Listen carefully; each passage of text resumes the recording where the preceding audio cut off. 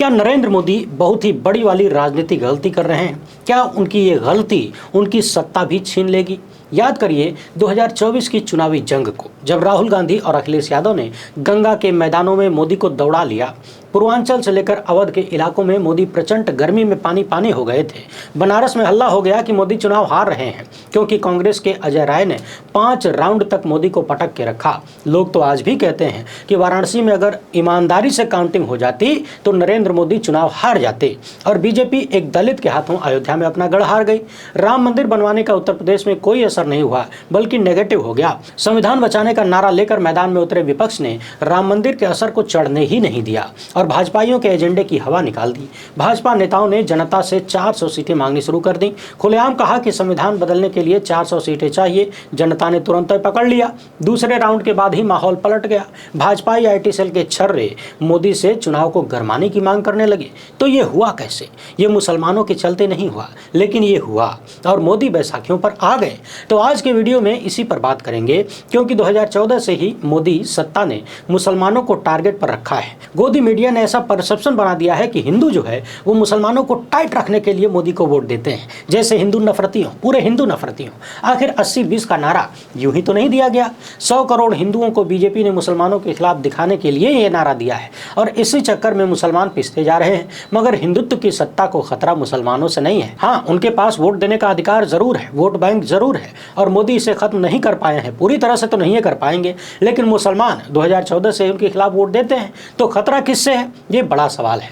दरअसल 2014 में नरेंद्र मोदी ने जिस तरह दिल्ली की सत्ता पर कब्जा किया वो चौंकाने वाला था। भारतीय राजनीति के इतिहास में पहली बार भाजपा अपने दम पर सत्ता में आई। 2019 में बीजेपी ने अपनी जीत के आंकड़े को बड़ा किया। पार्टी को 2014 के मुकाबले ज्यादा सीटें और ज्यादा वोट शेयर मिला, मगर फिर भी पार्टी 37% के वोट शेयर के आसपास ही अटकी रही।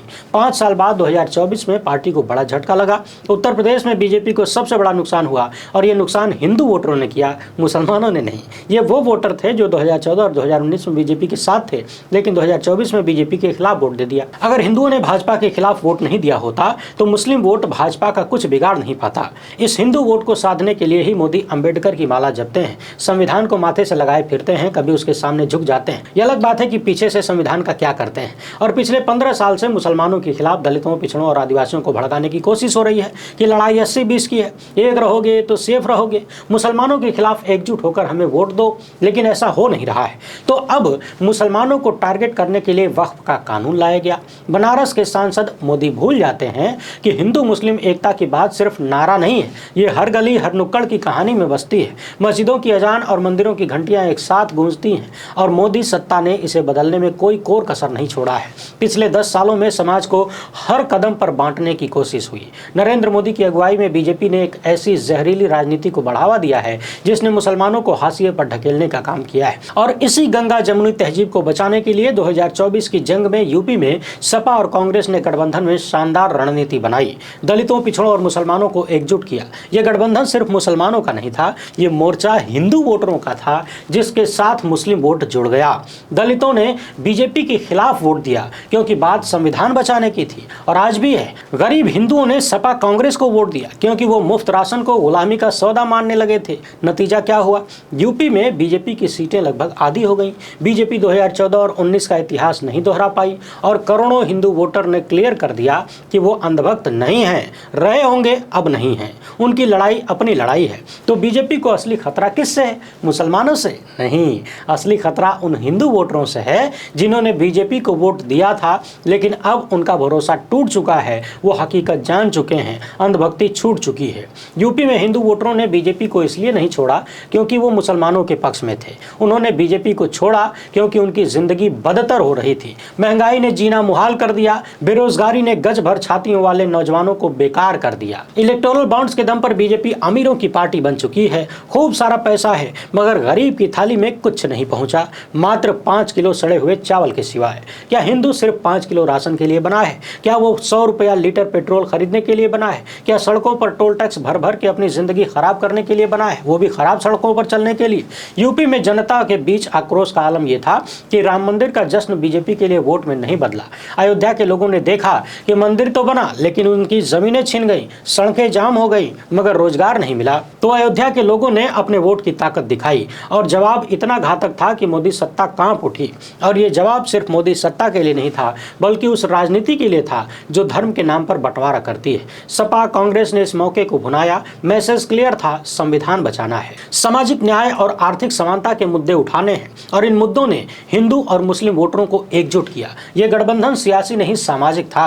मुसलमानों ने 2024 के चुनाव में अपनी ताकत दिखाई, लेकिन ये ताकत अकेले की नहीं थी। यूपी में मुसलमानों ने सपा कांग्रेस गठबंधन को वोट दिया क्योंकि उन्हें मालूम था कि अकेले लड़ने से कुछ नहीं होगा, तो उन्होंने ओवैसी को छोड़ उसे वोट दिया जो बीजेपी को रोक सकता था। असम में भी यही हुआ। धुबरी लोकसभा सीट पर बदरुद्दीन अजमल की AIUDF हारी और कांग्रेस के राकीबुल हुसैन को जबरदस्त जीत मिली। मुसलमानों ने सिर्फ मुस्लिम पार्टी को वोट नहीं दिया, उन्होंने उस पार्टी को चुना जो बीजेपी को हरा सकती है। ये एक बड़ा संदेश था। मुसलमानों की ताकत उनकी एकता में नहीं, बल्कि दूसरों के साथ गठजोड़ में है। इसे ऐसे समझिए कि मायावती ने 20 मुस्लिम उम्मीदवार उतारे, लेकिन एक भी सीट नहीं जीती। क्यों? क्योंकि मुसलमानों ने समझ लिया था कि वोट बांटने से बीजेपी को फायदा होगा। उन्होंने सपा कांग्रेस को चुना। मोदी सत्ता के खिलाफ ये एक रणनीतिक जीत थी, जिसमें हिंदू और मुस्लिम दोनों एक साथ शामिल हो गए। इसमें दलित और अति पिछड़ा भी थे। ये वो लोग थे जिन्होंने बीजेपी के हिंदू एकता के नारे को खारिज किया, नफरत को खारिज किया। उन्होंने संविधान, सामाजिक न्याय और अपनी आर्थिक स्थिति के मुद्दे पर वोट किया। यह भारत की असल ताकत थी, विविधता में एकता। वक्फ कानून के खिलाफ सुप्रीम कोर्ट में याचिकाएं दायर हुई हैं। ये याचिकाएं सिर्फ कानून के खिलाफ नहीं, बल्कि उस जुल्म के खिलाफ भी हैं जो मुसलमानों को 2M दर्जे का नागरिक बनाने की सोच रखती है। और ये लड़ाई सिर्फ मुसलमानों की नहीं है, तभी तो हर धर्म के लोगों ने कोर्ट का दरवाजा खटखटाया है। कहीं से सिख अपनी पगड़ी टाइट कर रहे हैं कि हम तुम्हारे साथ हैं, मुसलमानों घबराओ नहीं, तुम्हारी लड़ाई में हम भी साथ देंगे। ये लड़ाई हर उस इंडियन की है जो विविधता में एकता को भारत की आत्मा मानता है। वक्फ की लड़ाई भी अकेले लड़ने की नहीं, बल्कि हिंदुओं के साथ और अन्य अल्पसंख्यक धर्मों के साथ मिलकर लड़ने में है। कहें कि वक्फ की लड़ाई हिंदुओं को ही लड़नी होगी। जब हिंदू मुसलमानों का दर्द समझेंगे, जब अन्य लोग मुसलमानों का दर्द समझेंगे, उन्हें अपना मानेंगे, तभी हिंदुस्तान यानी भारत जीतेगा। भाईचारा मजबूत होगा। बंगाल में जो हो रहा है उसे रोकना होगा। तय करना होगा कि किसी हिंदू की जान न जाए, किसी मुसलमान की जान न जाए, किसी नागरिक की जान न जाए, क्योंकि जान हिंदू मुसलमान की नहीं, इंसान की होती है। मोदी चाहते हैं कि मुसलमानों के खिलाफ दलित पिछड़े उनके साथ आ जाएं और किसी भी तरह की हिंसा मोदी को मौका देगा। इसलिए लड़ाई शांति से लड़िए। लड़ाई का जरिया अहिंसक होना चाहिए, हिंसक नहीं। क्योंकि 11 साल की एंटी इनकम्बेंसी 2029 में 15 साल की हो जाएगी, यदि तब तक ये सरकार चली तो। तब मोदी के लिए मुसलमानों के नाम पर वोट मांगना और जीत हासिल कर पाना और मुश्किल हो जाएगा। हम ये नहीं कह रहे कि मोदी चुनाव हार जाएंगे, मगर ये हो सकता है कि सीटें 240 से भी कम हो जाएं। लेकिन इसका उल्टा भी हो सकता है, क्योंकि केंचुआ समेत तमाम संवैधानिक संस्थाएं कब्जे में हैं। अगर इनका सहयोग यूं ही बना रहा तो फिर 240 की जगह सीटें 340 भी हो सकती हैं। लेकिन हम जो आकलन कर रहे हैं, जो चर्चा कर रहे हैं, वो ईमानदारी पूर्ण होने वाले चुनाव की कर रहे हैं, यानी शर्तें लागू हैं। ईमानदारी से चुनाव हुआ तब की। इसका दूसरा जवाब बीजेपी के वोट परसेंटेज में छिपा है। 2014 में बीजेपी को 31% के करीब वोट मिला। 2019 में ये बढ़ के 37.36% हो गया और 2024 में इस वोट परसेंट में 1% से भी कम की गिरावट आई और पार्टी का वोट शेयर 36.56% हो गया। सीटें 240 हो गई, मतलब कि 60% से ज्यादा वोटर बीजेपी को वोट नहीं देते। इसमें से 40-42% वोट इंडिया गठबंधन को मिला। विपक्ष को मिले वोट में मुस्लिम वोट भी था, मगर हिंदुओं की एक बड़ी आबादी ने विपक्षी पार्टियों को वोट किया। बीजेपी को मिला वोट सीधे तौर पर हिंदू वोट है, लेकिन विपक्ष के साथ ऐसा नहीं है। उसके साथ हिंदू, मुस्लिम, सिख, ईसाई सब हैं।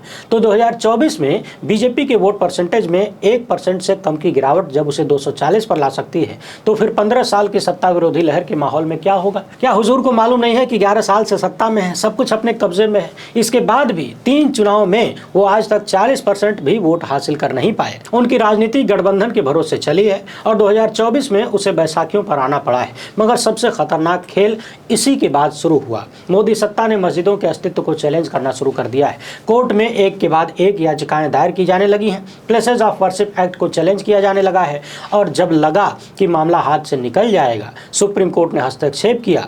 मोदी और शाह को पता चल गया कि इसके आगे नहीं जा सकते, तो उन्होंने वक्फ के खिलाफ कानून बनाया और अब मुसलमानों को सड़क पर आने पर मजबूर किया है। बंगाल में हिंसा भी शुरू हो गई, भाजपाइयों की बयानबाजी भी शुरू हो गई, इनका झूठा प्रोपेगेंडा भी शुरू हो गया। मुसलमान मोदी के ट्रैप में फंसता जा रहा है और उनके खिलाफ मोदी सत्ता की नकेल भी कसती जा रही है।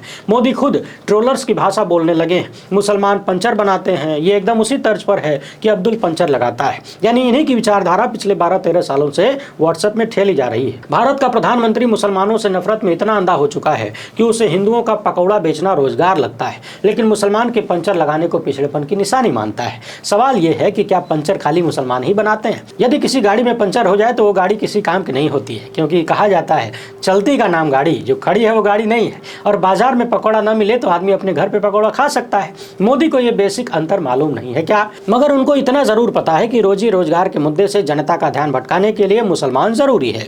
2014 के बाद मुसलमानों ने खुद को एक ऐसी सत्ता के टारगेट पर पाया जो उन्हें बार बार निशाना बनाती रही। ये कोई इत्तेफाक नहीं है, ये एक सोची समझी रणनीति है। दिल्ली की सड़कों पर नमाजियों पर लाठियां बरसी, बुलडोजर मुस्लिम बस्तियों में घुस गया, जैसे वो सिर्फ बिल्डिंगें नहीं बल्कि मुसलमानों को ध्वस्त करने आया हो। हिजाब पर बैन और CAA NRC जैसे कानूनों ने मुसलमानों को यह जता दिया कि वो अपने ही देश में पराये हो रहे हैं। मुसलमान इन सब से लड़ने और बचने का तरीका ढूंढ ही रहा था कि वक्फ अधिनियम 2025 आ गया।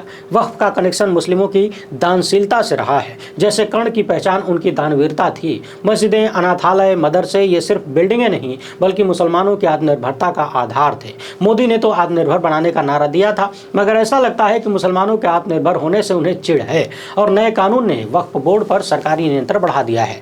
गैर मुस्लिम सदस्यों को बोर्ड में शामिल करना, वक्फ की संपत्तियों पर सवाल उठाना और बिना सहमति के फैसले लेना, ये सब कुछ ऐसा ही है। ये सब कुछ ऐसा है जिसने मुसलमानों को और असुरक्षित कर दिया है, क्योंकि कानून को जिस जल्दबाजी में पास किया गया उसने लोकतंत्र की अम्मा की आत्मा पर बहुत गहरा चोट किया है। चंद घंटों की चर्चा, बिना सहमति और बिना संवेदनशीलता के ये कानून बन गया, ऐसे आरोप लगातार लग रहे हैं। मोदी सत्ता ने इस कानून को उम्मीद कहा, मगर ये एक क्रूर मजाक था।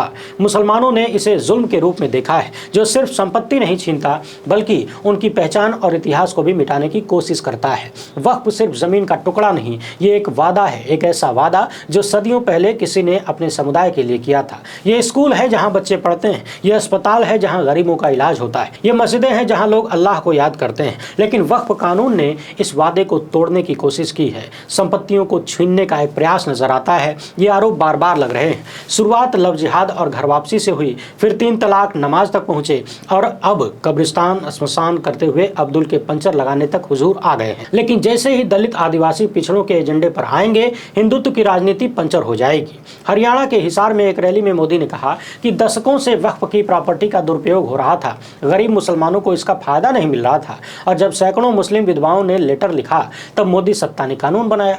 यहीं पर नॉन बायोलॉजिकल प्रधानमंत्री ने कहा कि अगर वक्फ संपत्तियों का सही मैनेजमेंट हुआ होता तो मुस्लिम युवाओं को साइकिल का पंचर नहीं लगाना पड़ता। उनको झूठ बहुत पसंद है, एड़ी से लेकर चोटी तक झूठ से ही बने हुए हैं, तो सच की चिंता कौन करे? मोदी सत्ता का दावा है कि ये कानून पारदर्शिता लाएगा, मगर सच्चाई यह है कि इसने वक्फ बोर्डों की स्वायत्तता छीन ली है। जिला कलेक्टर को यह अधिकार दे दिया गया है कि वो वक्फ संपत्तियों की जांच करे। देश भर में वक्फ के खिलाफ मुस्लिम समुदाय सड़कों पर उतर रहा है। All India Muslim personal law board ने इसे संविधान के खिलाफ बताया। असदुद्दीन ओवैसी और कांग्रेस सांसदों ने सुप्रीम कोर्ट में याचिका दायर की। मगर सबसे बड़ा सवाल यह है कि क्या इस कानून की जरूरत थी? अगर वक्फ बोर्ड में भ्रष्टाचार था तो उसे ठीक करने के लिए मुसलमानों के साथ बातचीत क्यों नहीं की गई? ये कानून सिर्फ संपत्ति का मामला नहीं, ये एक समुदाय की गरिमा का सवाल था। 1947 में जिन मुसलमानों ने भारत को अपना देश माना, उन्होंने एक साझा सपना देखा, लेकिन आज उन्हें बार बार ये बताया जा रहा है कि वो इस देश के बराबर के नागरिक नहीं है।